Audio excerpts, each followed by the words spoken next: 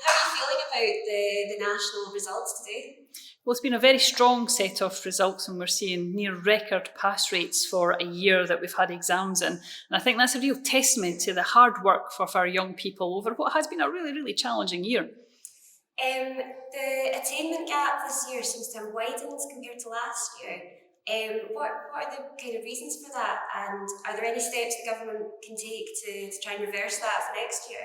We had a very different assessment process last year, but when we compare this year's to the last time that we had exams, we've seen a slight closing of the attainment gap, which I think is a real testament to the hard work of our young people. And we are determined to support that with the £1 billion worth of expenditure that the Scottish Government is putting into the Scottish Attainment Challenge, and the additional funding we're giving to local authorities to provide more teachers. And with that support, we're determined to close that attainment gap still further. The Scottish Conservatives have come out today and suggested that the Scottish Government has betrayed the poorest pupils in Scotland. Do you think that's a fair judgment?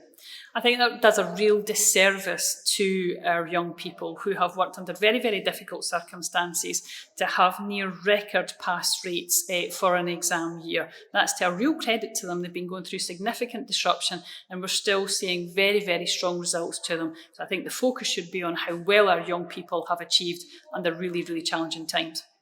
And I believe, just finally, the target was to have the attainment gap closed by 2026. Do you think you're still on track to do that? Do you think that's still achievable?